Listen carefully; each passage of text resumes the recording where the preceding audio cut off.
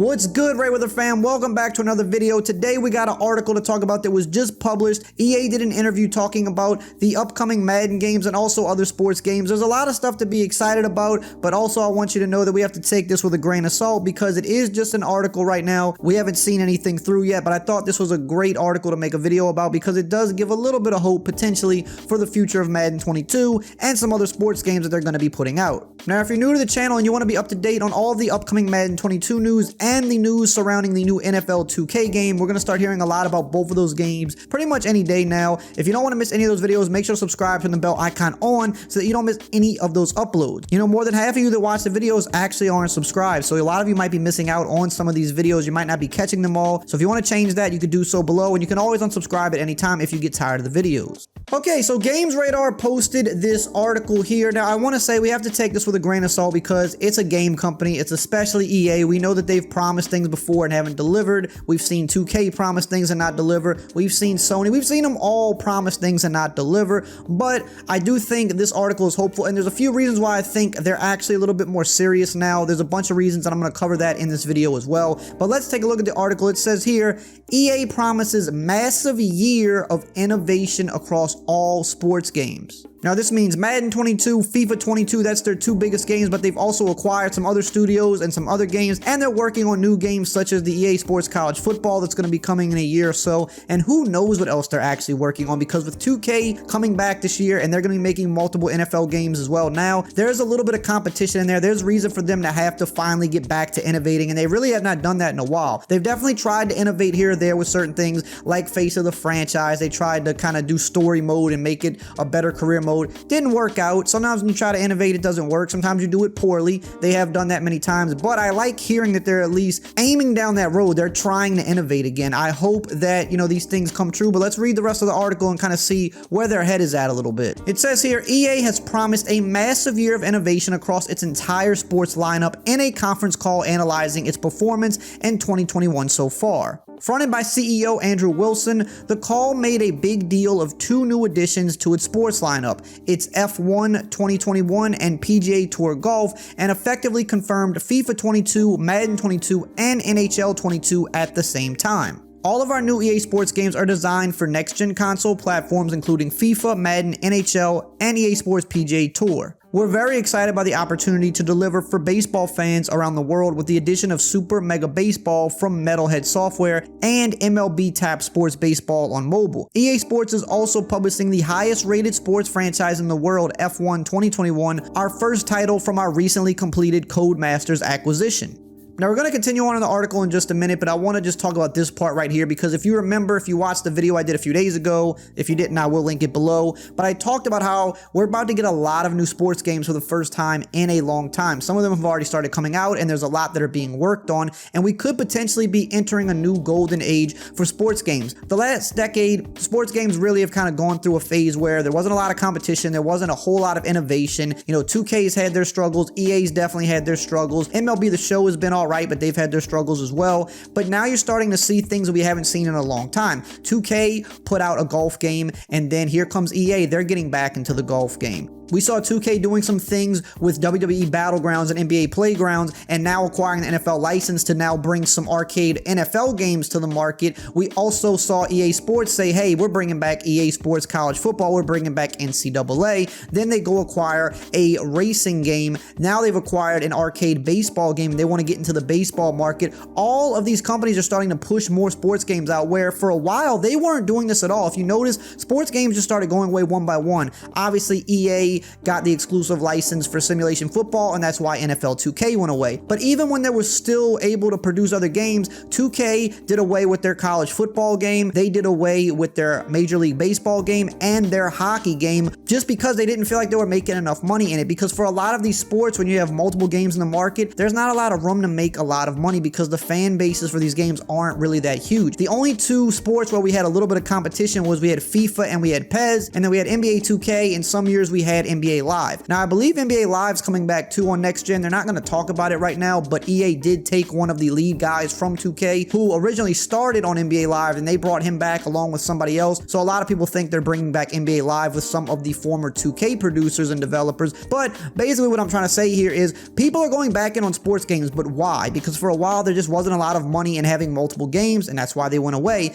But now we have this lovely thing called microtransactions, and a lot of people do not like them. However, they're not going anywhere. They're going to probably be altered, and different things are going to be put in place because there is a gambling aspect of it, and those might be going away. But there's always going to be, the cosmetics and the things like that that are probably going to be here to stay, similar to like what Fortnite has, where you can get skins and stuff like that, or in 2K you can buy gear for your player. Those type of microtransactions I don't think are going anywhere. But the thing with microtransactions is it's actually making it possible to have all of these sports games come back and have competing sports games, because where they couldn't make a lot of money by splitting the market between separate games, they can now make up for that with microtransactions, whether it be pay to play, which none of us like, or if it's just cosmetics and unlocking other little things. They can make up a lot of money with that now. So for them now, there's a reason, there's an incentive, because none of these companies are doing this because they like us. They're doing this because they want to make money. Now that they have a reason and an opportunity to make more money, they can put these games out. So we're going to start seeing these arcade games come back that went away with NFL Street and NFL Blitz. All those games went away. Those type of games are coming back. We're seeing college football games come back. We're seeing these companies put out golf games, and they hadn't been doing that in forever. We're seeing EA acquire these other studios, and they've even said they're going to let these studios, like the guys that made Super Mega Baseball what it is, they're going to let them do their thing. They're just going to allow them more money. They're giving them the backing, and they're going to let them create, which is what we want to hear. We don't want EA getting their hands in, too much when it comes to these other developers. Let them do their thing, but they're also hiring on more developers to put back into games like Madden, FIFA, and NHL, which is really a great sign, because if they're making all this money on Ultimate Team, at least if they could start putting it back into the game, and they have a reason to put it back into the game because there's actually competition slowly creeping in, we might start actually seeing them innovate, because now they actually have a reason to innovate. They can't just kind of rest on their laurels anymore. Continuing in the article here, it says, on top of this, Wilson says FIFA 21 was its most successful game ever. Our EA Sports FIFA experiences continue to engage more than 100 million players worldwide. More than 20 million players played FIFA Ultimate Team last year, and FIFA Ultimate Team matches were up an incredible 180%. Madden NFL had its biggest year, and games across our EA Sports portfolio continue to acquire more players than ever before. We'll now build on the strength with a massive year of innovation and expansion. In the first 3 months of this year alone, Ultimate Team's popularity increased by a third when compared to the same period in 2020, according to EA COO. Ultimate Team growth in the last quarter was up 30% year over year. The team has done an amazing job across all sports to find ways to continue to innovate and add new events. That's what drives people to play Ultimate Team, and we've gotten better and better at that over the life of the product, and we'll continue to do that, and we have optimism for the upcoming year and many years to come.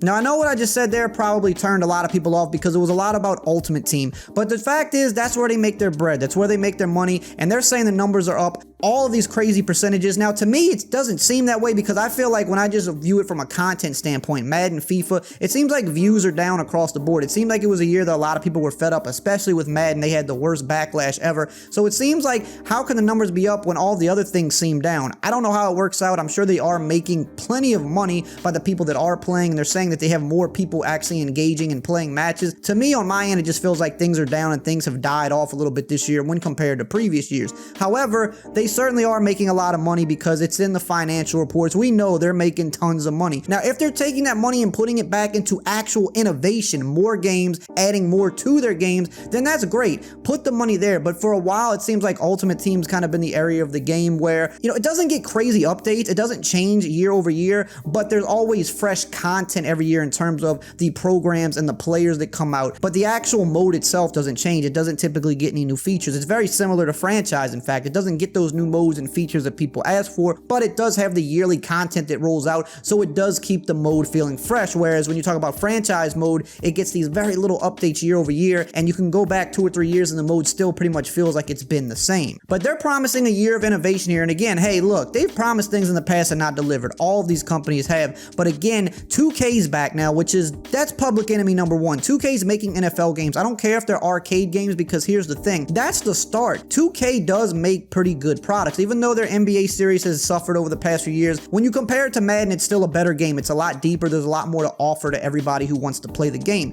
So you have to think they're going to put that same type of depth into their arcade games, and they're going to do well because people are eager to have them back. They're going to support them, and when they start doing well with arcade games, that's going to put a light bulb off in the NFL's head, and EA knows there's a good chance in a few years when that contract's up, the NFL might say, look, 2K's been doing great. They've been making us a ton of money with these arcade games. We're going to open the license up and let y'all both make simulation games. And of course, with EA, that means they're going to have to win a lot of people back over if they're still continuing to put out games that people are not satisfied with. So I don't care that it's arcade games. The fact that they are back alone is enough of a fire under EA for them to finally start innovating. And again, they're going out and acquiring these studios and other sports games that it seemed like in the past they didn't want anything to do with. They didn't want anything to do with arcade games or expanding their portfolio. But now, because there's so much more money coming back into it via microtransactions, they actually have motivation to go out and do it and innovate and bring new things to people. So while this article doesn't promise anything, it's, you know, it is a promise from EA, but it doesn't guarantee anything. I'm excited for the hopefulness that we could get more innovation with Madden. I mean, God knows franchise mode needs a lot of work, and they've already committed to making it better, and we've already seen them take steps toward that. I don't think they can afford another year where they're going to piss people off like they did last year, and I think that's why they've been so quiet. I've seen a lot of people say that over the past week, that they think it's a good thing that EA has been so quiet and they're not going to be putting anything out until a little bit later. Maybe they are working on something big. Maybe they are actually looking at innovation. We already know Fix Madden franchise, that blew up big this year, and they've already committed to doing that. So maybe they're doing some big things for franchise. Maybe they are bringing back Superstar mode. Maybe they're going to be creating new things. Like I said, the thing that makes me kind of hopeful about this is the fact that they are going out and acquiring other games. They're doing these games that they otherwise in years past didn't really want anything to do with. They didn't want to bother with arcade games or making more than they already had. They were kind of just happy where they were.